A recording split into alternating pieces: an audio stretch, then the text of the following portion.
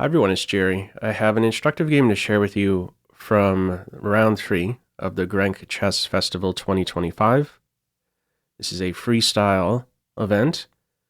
On the white end, Leon-Luc Mendonca playing against Nepomniachtchi. Okay, this is start position number 9. Now with this arrangement, there are no unprotected pawns. These bishops are sort of oddball pieces. These are not the most brilliant diagonals for the bishops. They're going to need to take a step before they are productive. Now, the kings, what side castles is more likely? Probably, well, it may be the case you don't castle. If you want, let me say it like this, if you want to castle towards the c-file, you'd have to clear out 4 pieces. It may be that things are already cool right where the kings are, castled like this, and the only thing to do is activate a rook, the cornered rook. So h-pawn push, and there you go, some kind of rook lift. This game kicks off with d4, and what we're going to see not long from now is that this game resembles a Stonewall Dutch.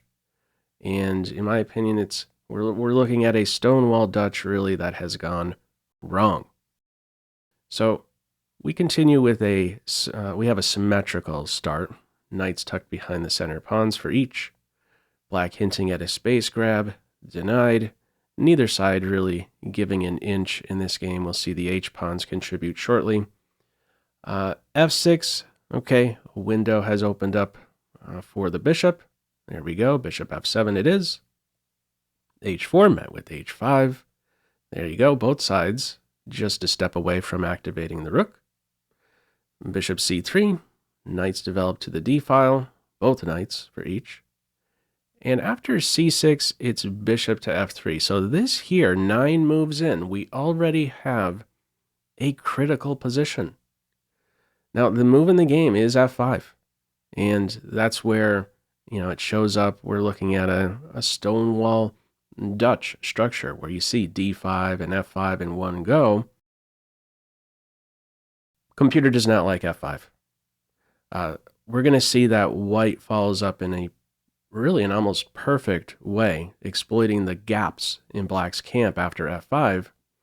Here's how the computer wants to play it. Computer here wants to go with b5.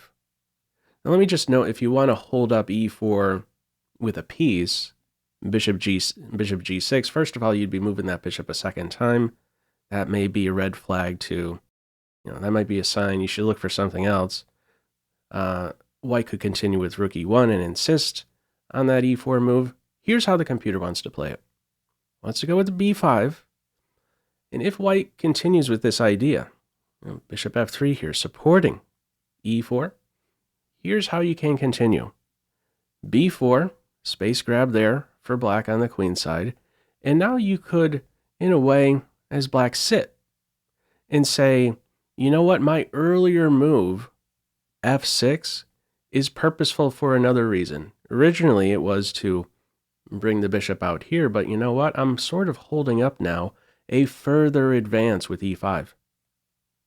A good move here for black is to target a white pawn that will require the defense of pieces for pretty much the remainder of the game.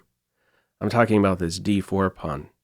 Since there's the invasive b4 pawn clamping down on that c3 square, this is a sensitive point. So computer has its eye on bishop b6, queen a7 moves as a follow-up. Here's the thing. If white in this position captures, that would be terrible. To exchange e4 for c6, you'd only be inviting some heavy pieces to target a very weak c-pawn. If you continue here with e5, black has a fine reaction. Black could say, you know what, thank you for the file. And, okay, the knight is kicked from d6 here, but it has a great square here on f5 as well. And notice there is not some fancy pawn advance here to unleash the battery. The knight is conveniently there defending g7.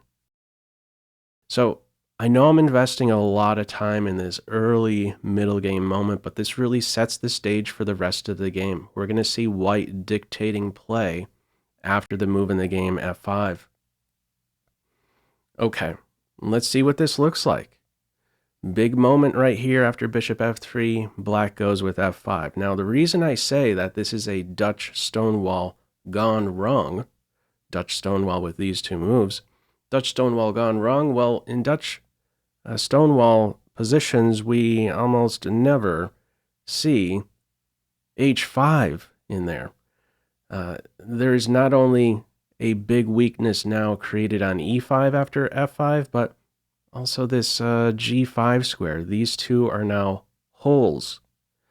Let's see how white takes advantage of this. Now, because there's a hole on g5, white never has to be concerned about h5 to h6 running in reverse and then shooting for g5 to control this square. So it's really these three dark squares that are glaring weaknesses for black.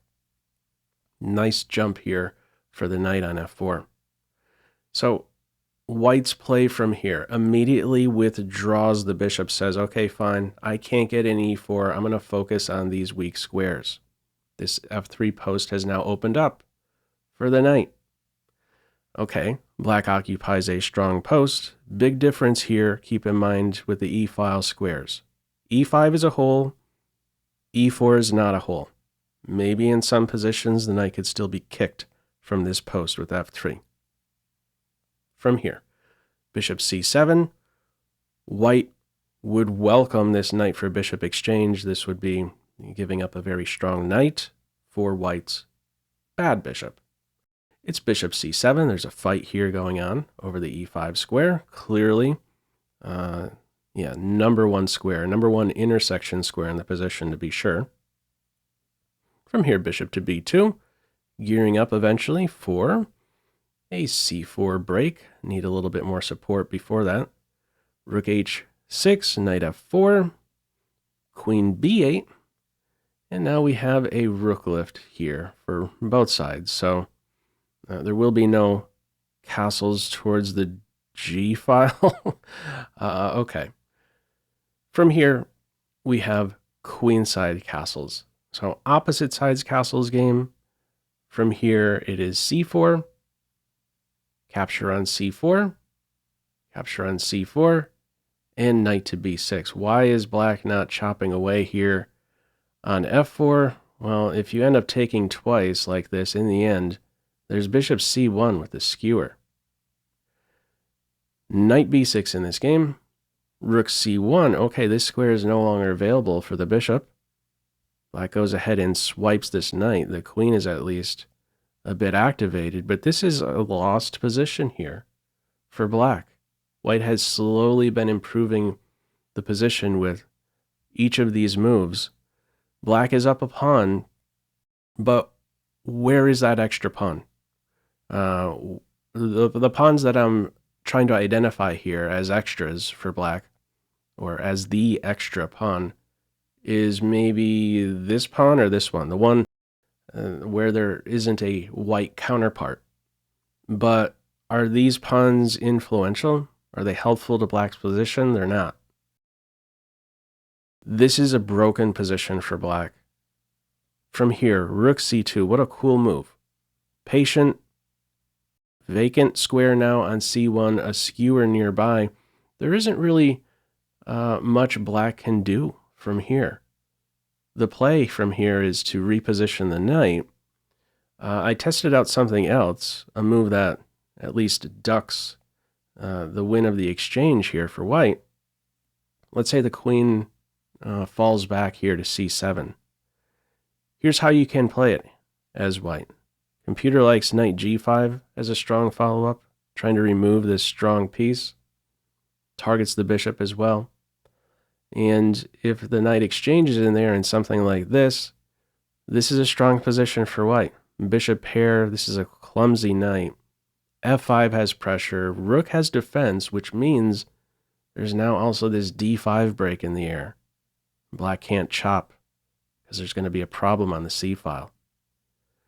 So this is a busted position for black. The try from here is to reposition the knight. White falls back here, swipes the rook, and now breaks with d5. Black continues with rook g8, open file, throws a pawn and a pin, and also cuts out, there's a defensive role here, cuts out a queen post on g7. Very active. She's going to be very active if she gets there. Okay, rook g8 it is. Knight d4. Also, if rook g8 wasn't played, if let's say the capture is there, yeah, queen g7 with then knight d4 are excellent follow-up moves. Rook g8 it is.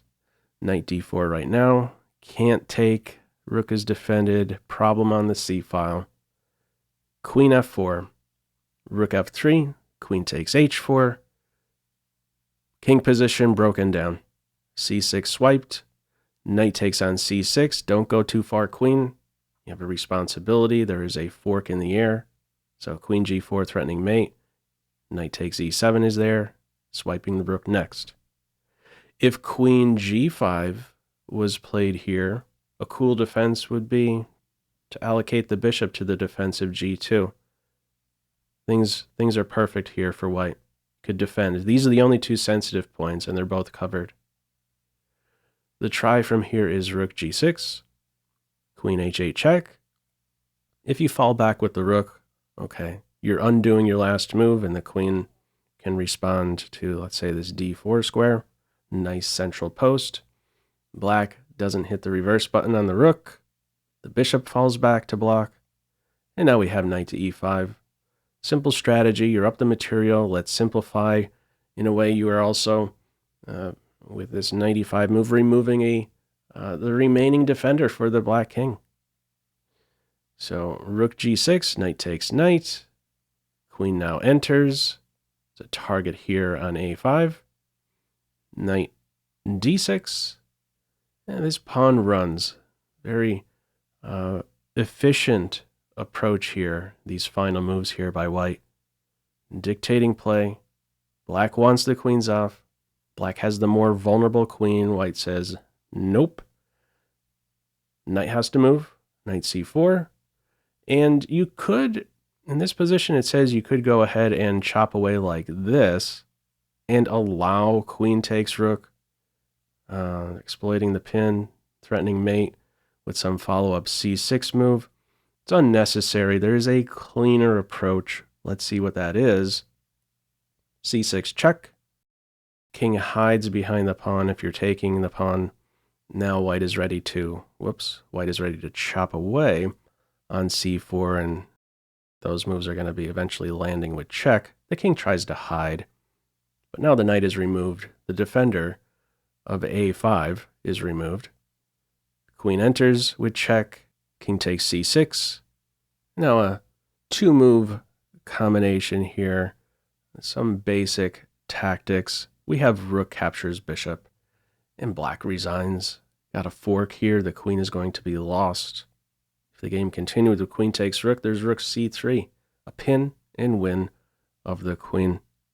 So this was a 36 mover, but really, this one was already trending in white's favor as early as move number 9 right here. After f5, this Dutch Stonewall structure.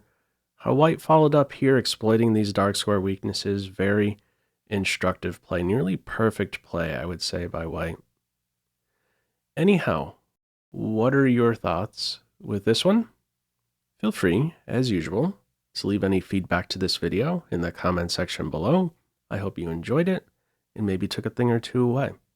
That's all for now. Take care.